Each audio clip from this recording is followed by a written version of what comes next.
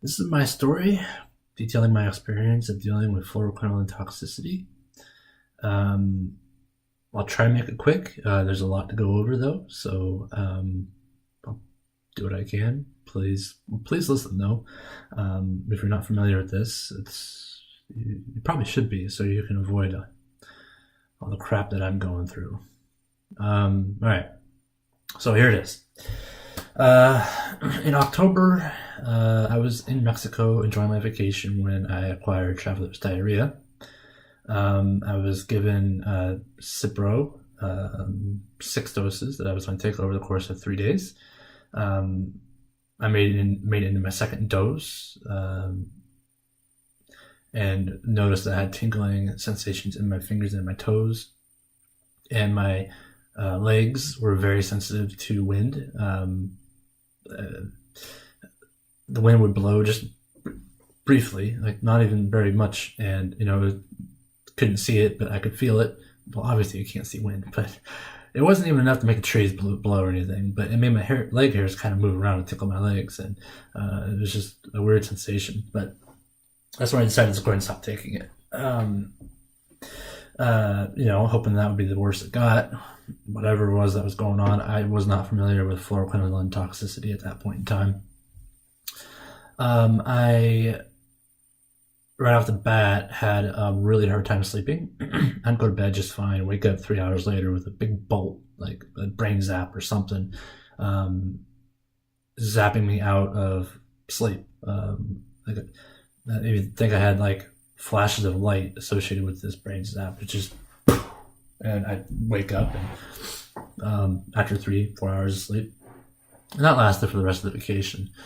Um, Also, my right Achilles was very tight and uncomfortable, and I had to limp through various airports on the way back home, trying to get back home, feeling horrible because I'm tired and I hurt and I don't know what's going on. Uh, when we got home, I still had issues sleeping that lasted months. Got to the point where I was not able to fall asleep or stay asleep. 0 hours for multiple days on end. I had to take short-term disability from work, a career that uh,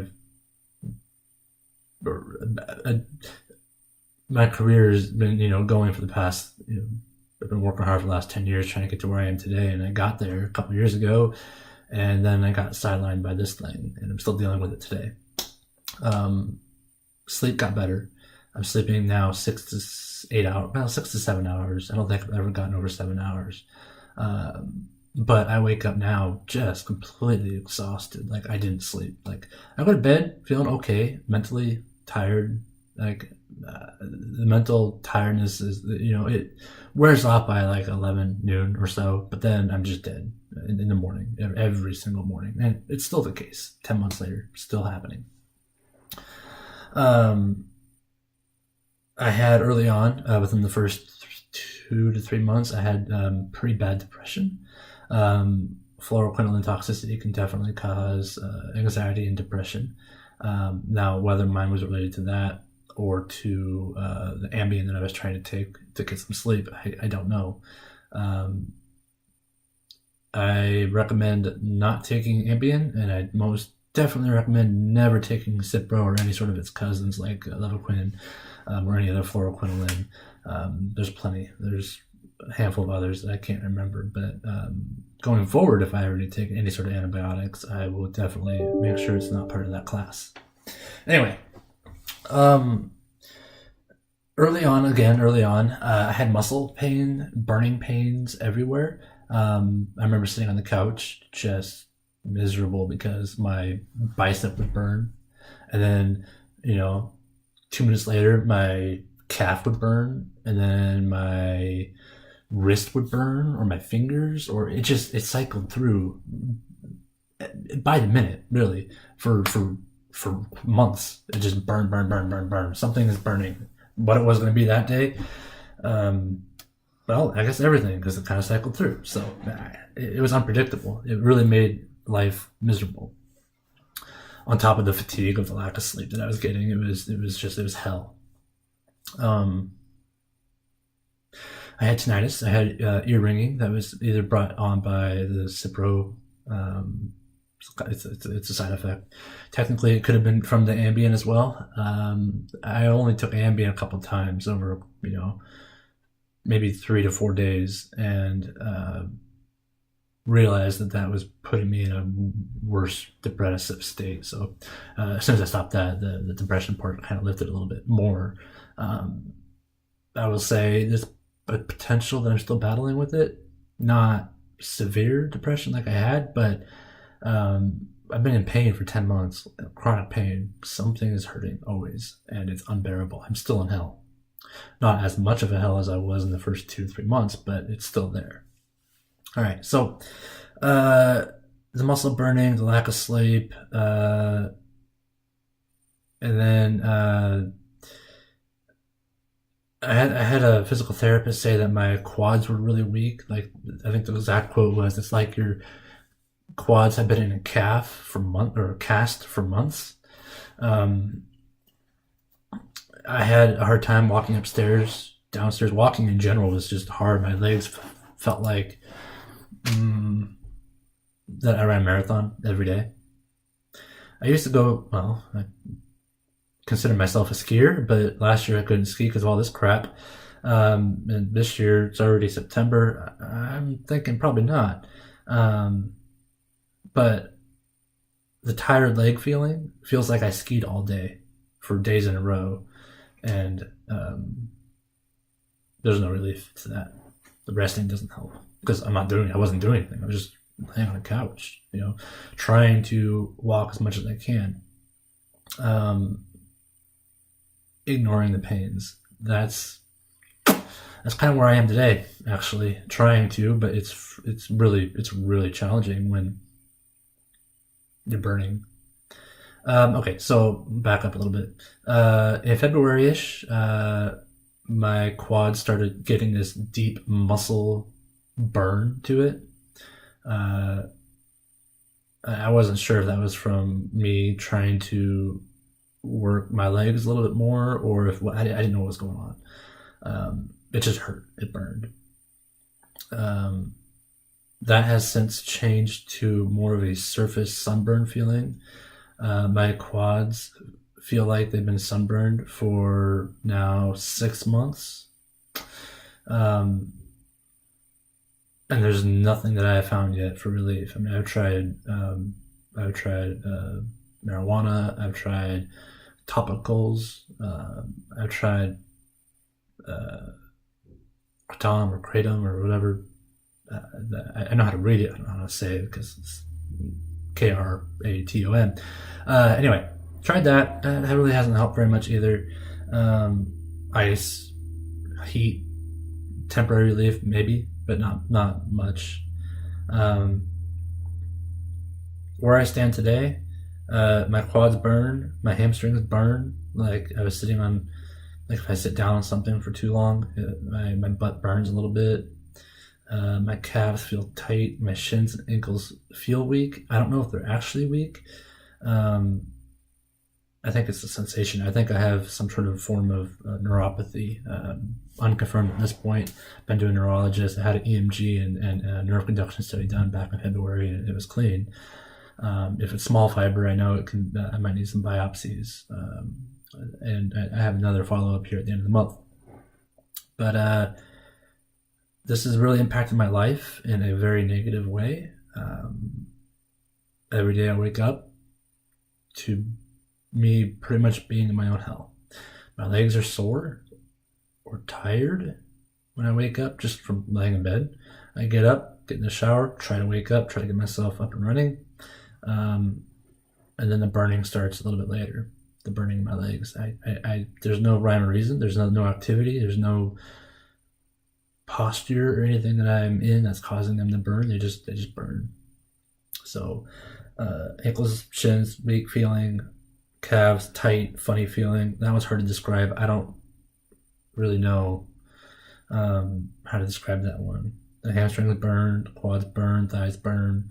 I have when I use a muscle, even in my upper body, they shake like under strain, like they're fatiguing easily, but they don't feel tired. They just don't feel stable. I just, shake a little bit. My bicep shake if I'm propping myself up on the floor, my arms behind me or something. I'll start shaking.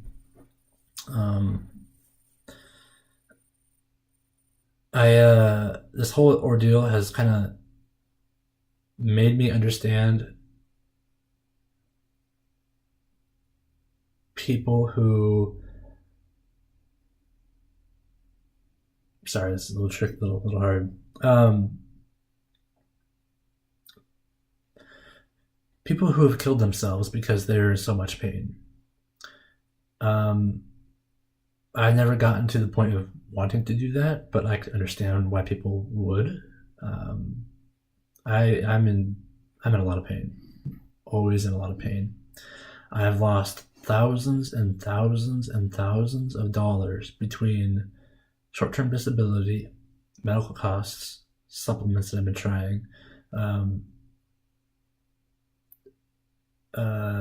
unconventional medicine practice such as acupuncture or naturopath, functional doctors, laser treatment, chiropractic, stuff that insurance, if it covers, only covers a little bit of it.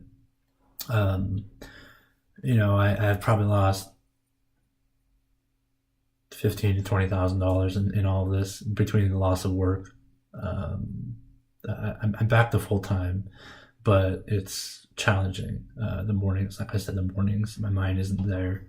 It needs to be. I'm trying. Um, and then the mental anguish that I'm in from the physical pain that may or may not go away. I don't know. Some people recover, some people don't. Obviously, I hope that I'm one of the people who do, but it's been 10 months and I still got medical bills to pay for. And it's not cheap to deal with this. It's not easy. Money's one thing. I would trade all the money in the world to have my legs feel back to normal. If I do have some sort of neuropathy, small fiber probably, I know it can heal. It's not necessarily set in stone that it will, but they are slow going. Over the past 5 months, though, I haven't noticed any difference. I have not noticed very much improvement. Maybe from a deep muscle burn to more of a superficial skin sunburn feeling, maybe, but the weird tight sensations are still there. For months, I had this weird cut-like sensation in the back of my knees. I call them knee pits. So where your calf and hamstring meet. I had this weird not burning, cut-like sensation that somebody took a knife and just sliced me right behind the knee on both sides. That has gone away, so that's good. But the burning, nothing is worse than burning. Nothing. It's unbearable. There's no relief. It just goes and goes and goes. I go to bed. I wake up. Yep, there it is. Go to bed. Wake up. Yep, there it is. I have no signs of it getting any better. I don't know what those signs are. I know it's probably really gradual because I think I read something like a nerve regenerates like 1 millimeter a day or an inch per month from, and this is what I don't get, from what? From your spine or from where that nerve died and it's regrowing from that point? I don't know. But I'm sure ready for it to hurry up and regenerate so I can get on with my life. This consumes me every single day. Every single day, my mental focus is on how to get better, and it's not getting better. So I don't know. Anyway, my family, I have 2 kids. I have an 8-year-old and a 6-year-old. And a great wife who are all understanding. I'm trying to spend as much time playing with my kids as much as I can. It hurts, physically and mentally, because I have to say no a lot. It makes me sad. This is not the dad that they had last year. I am not the same person. I try to be. I try to hide it. Yeah. Also, kind of forgot this part. I had C. diff in February due to this antibiotic. I lost about 20 pounds in the course of about a month. Um, I don't know if that was fat or muscle or what. I don't know, but it vanished within the first month of this thing. I've gained a lot of that back, uh, and I'm trying to exercise. I tried bike rides. I tried walking slash running. Not so much now. The weird calf shin sensations has kind of stopped me from running. I don't want to do more damage. I don't know. I don't know. I just know that this is really hard. The hardest thing I have ever gone through in my life. And hopefully, hopefully it doesn't get worse. It might. It might not. I don't know.